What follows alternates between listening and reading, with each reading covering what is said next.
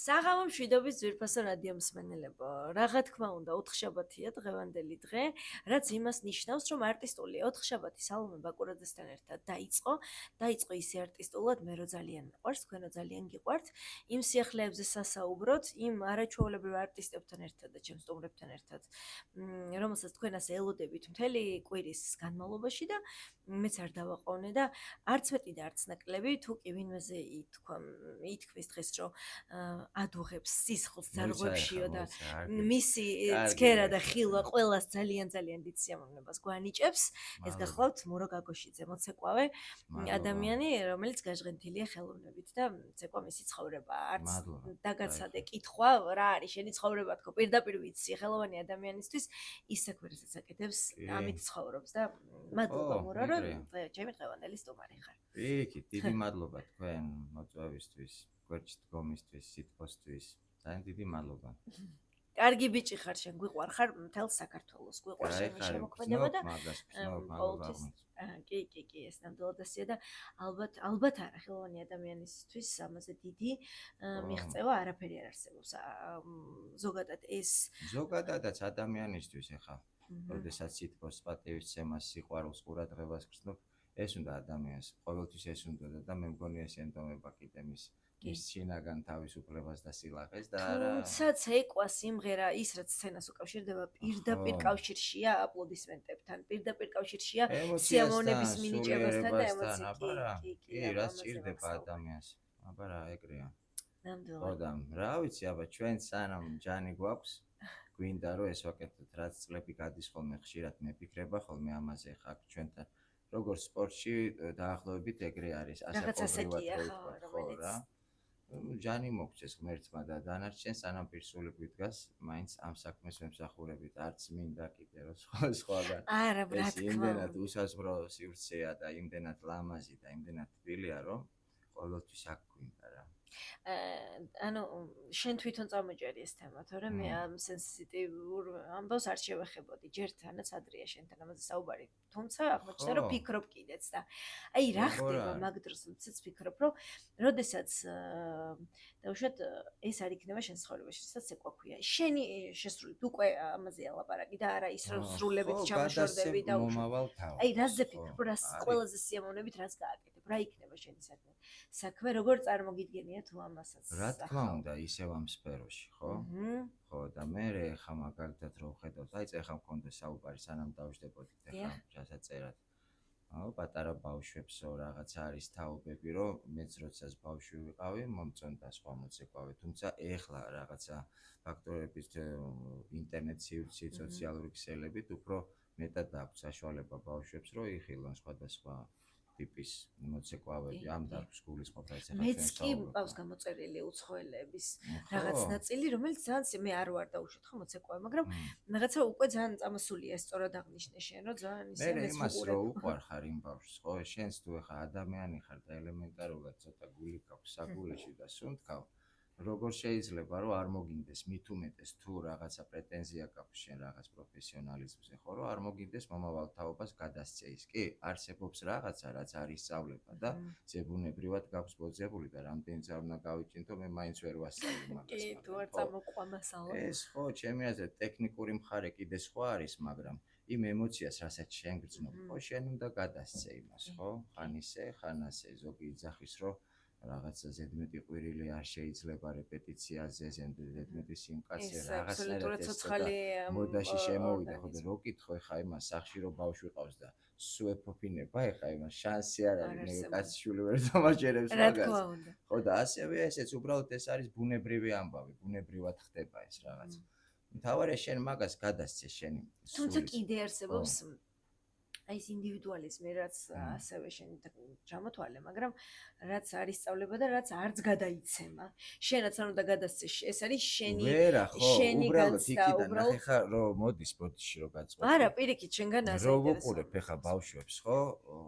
100-დან 5%, აი მაგათად გიდგას 40 ბავშვი და 40-დან შეიძლება ერთიც არ იყოს ისეთი, რასაც ქვია ნიჭიერი, ზებუნებრივად, რომელსაც მაგათად მყავს მაგათად 4 წლის ბავშვი. ჯერ მე მგონი კიდე არ არის 4 წლის, ჩვენთან ხდება ოფიციალურად 7 წლიდან მიღება, თუმცა 1001 ეხლა საუბრობ არის შენ ისეთი ბავშვი. საკუთარ ხო, სტუდიაზე რა. რომელიც გაქვს. ჩვენ მეორე წელიწადი უკვე მაგაზე მე ხო, ვისაუბრებ. აბსოლუტურად მოყვები, რაზეც გინდა იმაზე დგას დავისაუბრო. გესმის ბავშვი და ერთი შენიშვნა 2 წლის მანძილზე არ მიმიცია. ელემენტარულადაც კი, იმიტომ რომ ეს არის უკვე ჩამოყალიბებული აი, ზებუნებრივად. 4 წლის ბავშვზე საუბრობ? ხო, მაგაზე ესეთი ვსაუბრობ. ტალანტია? და ძალიან ბევრ გამოცდილს მირჩევნია გულწრფელად. ხო, არიან ბავშვები, ხო იცი, ყველას სხვადასხვა ნიჭი აქვს. უბრალოდ შენ დაეხმარე მას, რომ იპოვნოს. იმის წამოწევაში იპოვნოს, ხო, აბა რა. ხოთო რომ ყველას ეგრე არა. თუმცა რაღაცა ტექნიკური კუთხით, რაღაც დოზით მაინც ისწავლება ეს ამბავი. მაგრამ ჯობია ის აღმოჩენები, ხო ის სიურპრიზები, რომ შენც რო უყურებ მაგას, ძალიან გსიამოვნებს ამ დროს.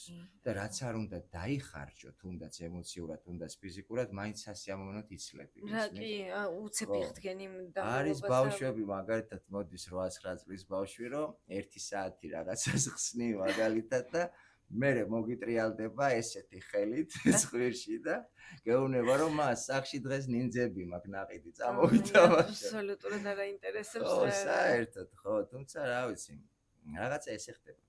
მოკლედ, რაც შეეხება ამ თემას. კი, მე მესმის ახლა რასაც საუბრობ შენ, თუნდაც იმ რაღაც დასწავლაზე სადამდეც მეხვედი, ეს სიმღერაში სასია და ხელოვნების ალბათ ყველა დარგში ასია შეიძლება, რომ ნაკლებსმენიანი თუ ასე ვთქვათ, მუსიკალური სმენის არ მქონე ბავშვიც კი მიაღწევ იმდენს, რომ ის ამღერო, მაგრამ აქ არ გვაქვს ტალანტზე ლაპარაკი და არ გვაქვს იმ შესრულებაზე ლაპარაკი, რომელიც რაღაცა ინდივიდუალიზმზე და განსაკუთრებულ შესრულებაზე. თუმცა დასწავლადი ნამდვილად ესეც კი. მოვალეობაც ეგ არის, თუ იმას ახლა საერთოდ საჭირდება სწავლა, აქეთ გასწავლის, ვისაც ზებუნებრივია, მაგრამ ხო, ჩვენი მოვალეობაც ეგ არის, რომ იმას ასწავლო შენ მაქსიმალურად. მე არა მაქვს დამთავრებული არც ქორეოგრაფიული უნივერსიტეტი, არც რაღაც ისეთი, მაგრამ რაც მაქვს, მადლობა ღმერთს, იმას გადავცემ ბავშვს. აბა რა. და გვანიჭებ ადამიანებს სიამოვნებას.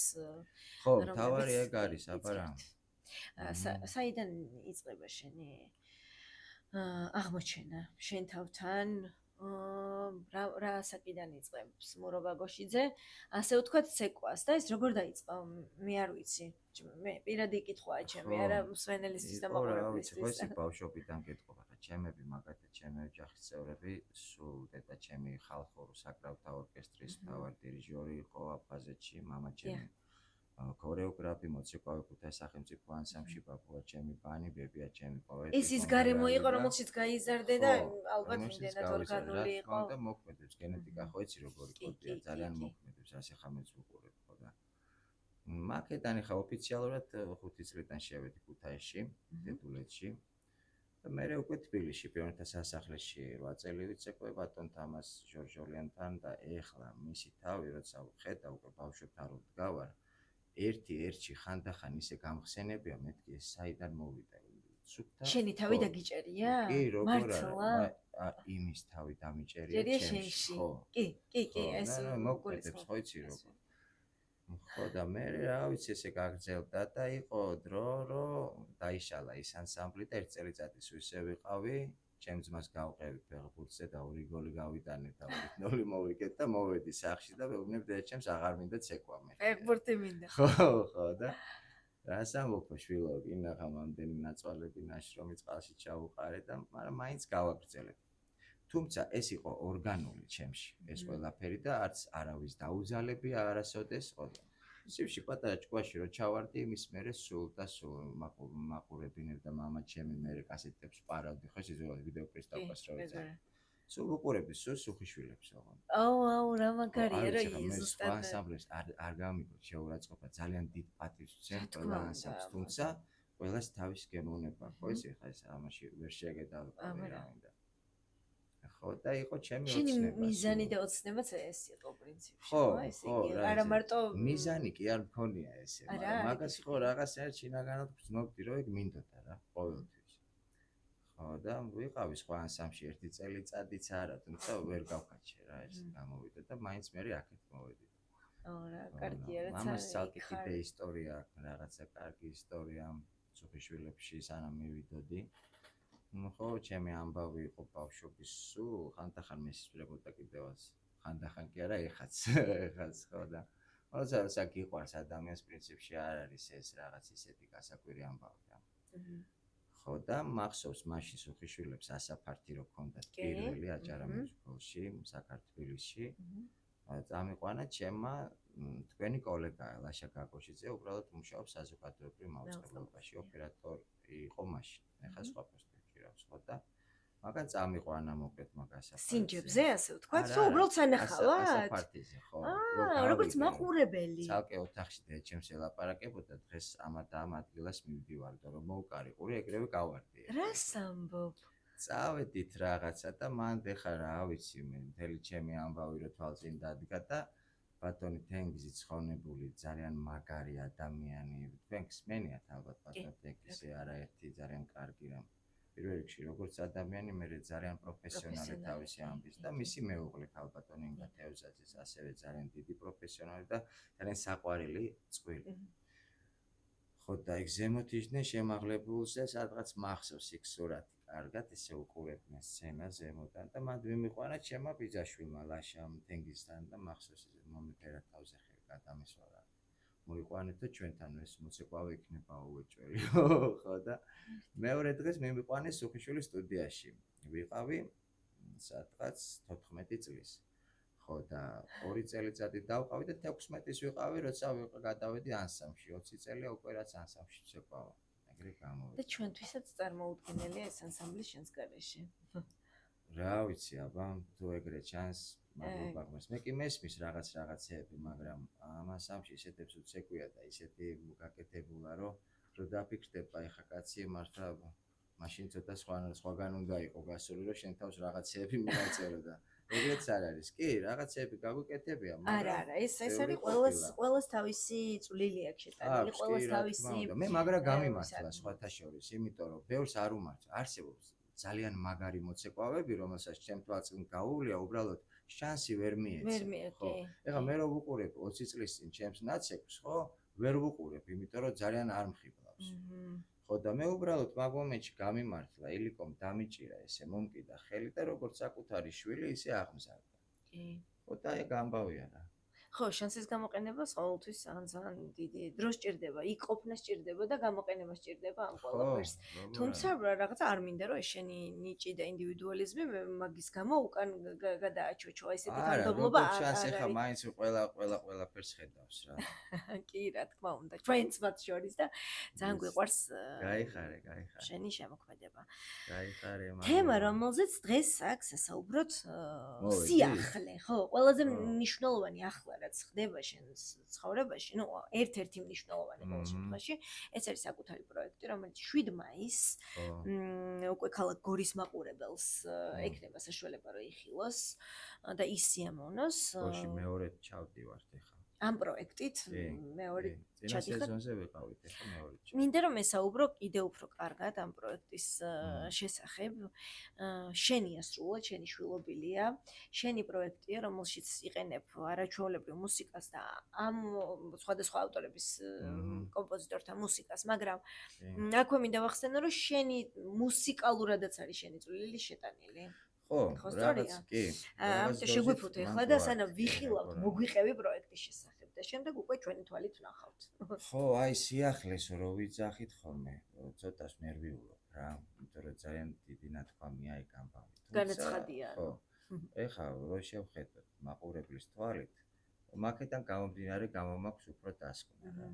რა თქმა უნდა, ეს არის ფუძე და ძირი ამისი ფესვი არის ფოლკი, ქართული, ხალხური. დიახ. და შემდეგ რა ვიცი რას თანამედროვეობამ გვანახა აქამდე მოტანილმა გამოცდილებამ ძალიან დიდი წვლილი მიუძღვის ამ ყველაფერში ილიკო სოფიშვილს ის არის ნოვატორი ის არის ამ ყველაფრის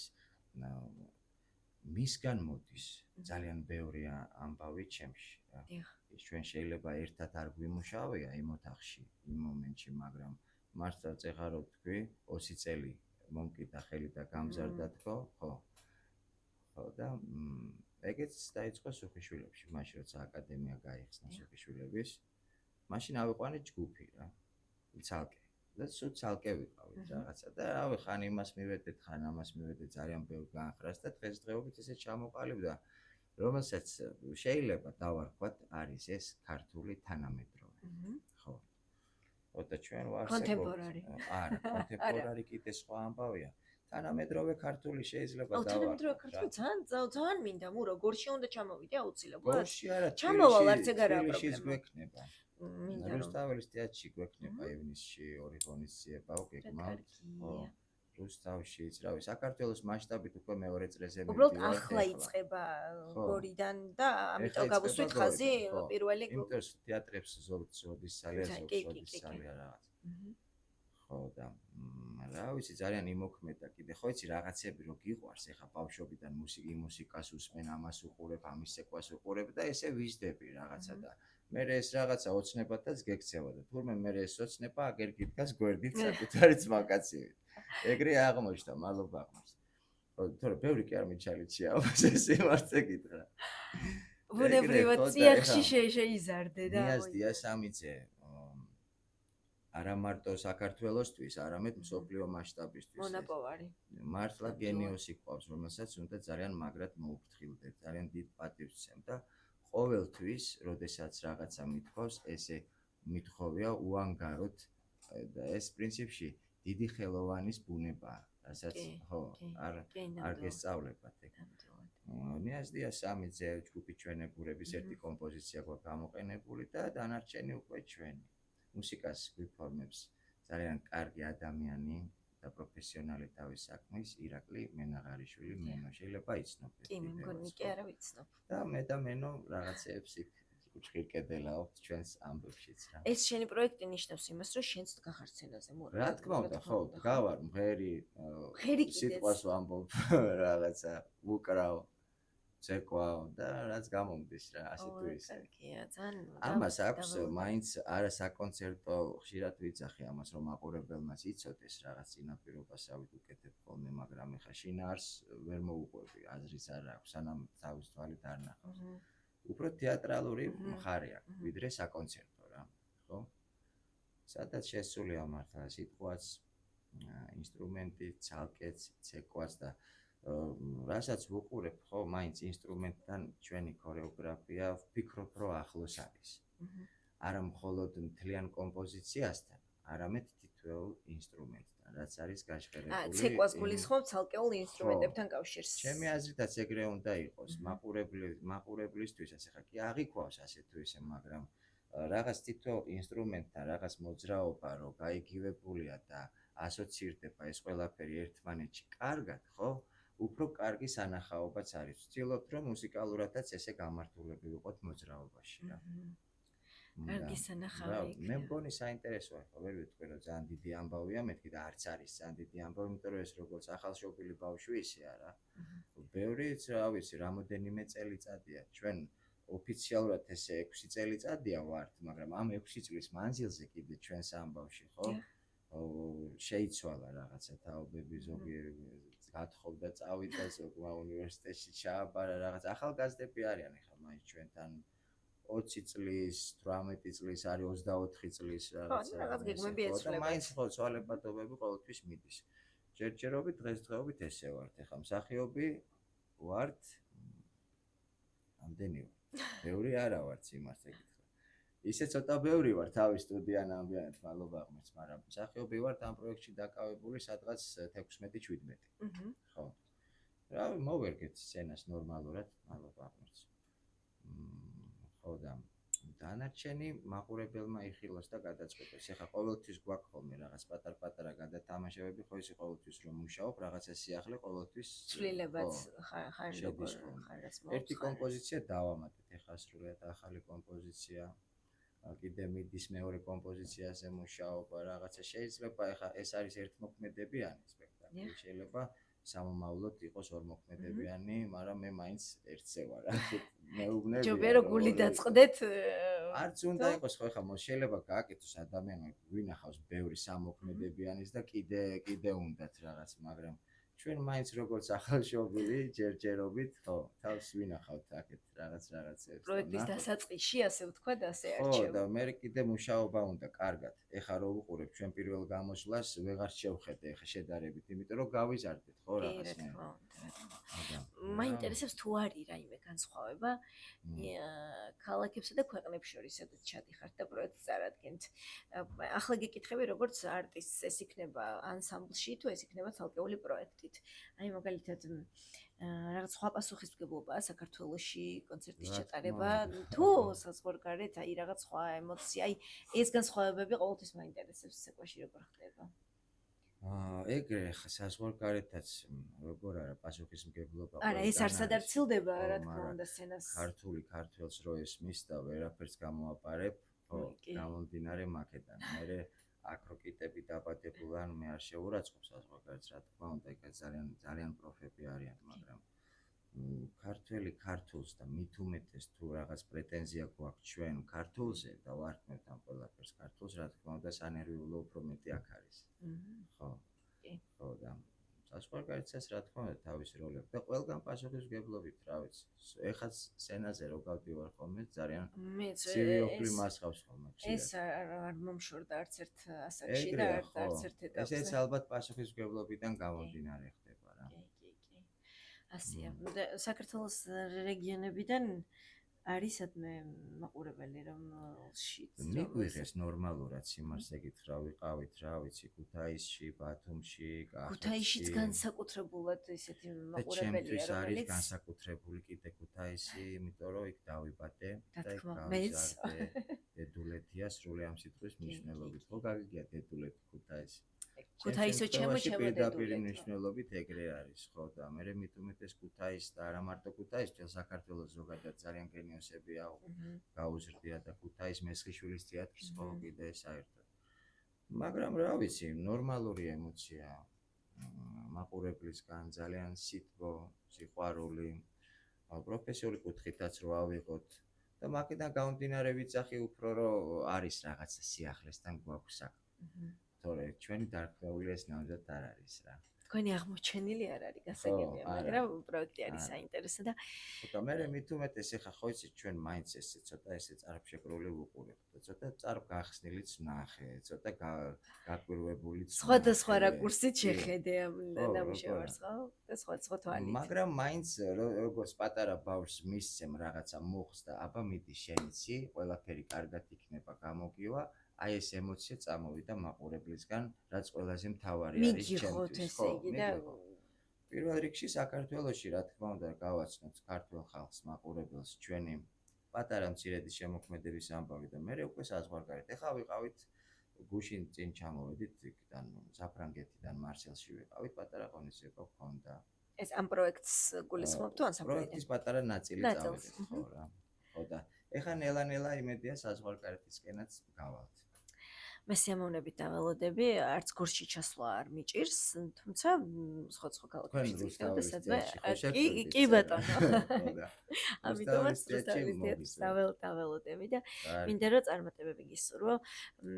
შენი ტიპაჟიდან გამომდინარე მივხვდი იმას, რომ რასაც ჩაიფიქრებ, ამას შეიძლება ესე შუბლით და ესე არ ჩანდეს გვერდიდან რომ აწყვები ბოლომდე, თუმცა მიზანმიმართულად მიუყვები და ყოველთვის აღწევ. შენ გონია რამეს ესე ჩაფიქრებულად ესე. არა, გულისხმობ რომ ეს უფრო საქმის სიყვარულს მოაქეს მორო ისედაც, როდესაც არ ეშვები იმ საქმიანობას, რომელიც შენშია, რომელიც ასე ძალიან გიყვარს, ბოლოს გამოდის, ფასდება, ყოველთვის გიფასებს სამყარო. მე ესე ყოველთვის რა, ცუდად არ გამიგოთ, მაგრამ რატომ უნდა გამიგოთ პრინციპში ცუც არაფერს. და ეგ აგიგოთ ხო?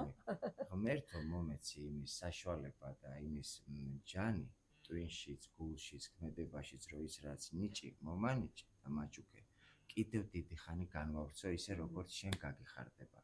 დანარჩენი და მე ეს ყველაფერი მართლა ისე ლამაზად ეწყობა, დანარჩენი ჩვენ თავი დავხაროთ და გემრიელად ვიშრომოთ, გავიოკლოთ და რო შემიხედავს გვერდიდან რაღაცნაირად მithქვავს, შეიძლება ისე გამიგოთ, რომ ეს ვერ არის კარგათო, მაგრამ ესე ყოფილა შემთხვევა და რა გავაკეთო. რომ შემიხედავს იმდენი სხვა დეტალი აღმომიჩენია, რომ მეთქი ეს არ არის ჩემი გაკეთებული თქო რა. ეგეც ყოფილა. დარჩენი არ ვიცი, რა ვიცი, აბა ვნახოთ რა როგორ იქნება. კარგი ბიჭი ხარ და წარმატებები მინდა გისურვო. მადლობა, დიდხანს მადლობა. მოგეცეს საშუალება სწორედ იმ საქმის კეთების, რომელზეც ამდენი ხანია საუბრობ, აკეთებ და ასე ძალიან გიყვარს და გაიხარე. ასე ძალიან კარგად გამოგდის და წარმატებები მინდა უსურვო პროექტს, რომელიც მადლობა. ასე ვთქვათ, შვილობილია შენი და ყველანაირ შანსს აძლევ და მაყურებელიც კარგად იღებს ამ შენს მიერ წარმოჩენილ პროექტებს. წარმატებები მინდა გისურვო და ძალიან მადლობა. დიდი მადლობა იმისთვის, რომ დღევანდელი დღე ჩვენთან ერთად გაატარა. დიდი მადლობა თქვენ. ესეთი თბილი გარემო ბევრგან არ არის ხოლმე და მეც თავს ვიკავებ ხოლმე იმას ეკითხა და არც მიყვარს ბევრი. ასე რომ ნებისმიერ სიახლეზე საუბრობთ, სულ სითბოს დაგახვედრებთ, შენ მოდი და გაიხარე. თქვენც გამოგვიარეთ ხოლმე აუცილებლად, სტუდიაში, რა ხო? პრობლემაა, აბარა. კი, აუცილებლად, ძალიან დიდი მადლობა. გაიხარე. მეგობრებო, მსმენელებო, ძვირფასებო, ჩვენ რა თქმა უნდა არ გიმშვიდობებით, რადგან გადაცემის მეორე ნაწილში ასევე ძალიან საინტერესო თემა გვაქვს ალექსანდრე ბასილაიას კონცერტი, რომელიც ბათუმში გაიმართება ხვალ, ამასთან დაკავშირებით გვინდა რომ სიახლეები მოგაწოდოთ, გითხრათ, ჩართვაც გვექნება, ასე რომ დაგვალოდეთ აუცილებლად.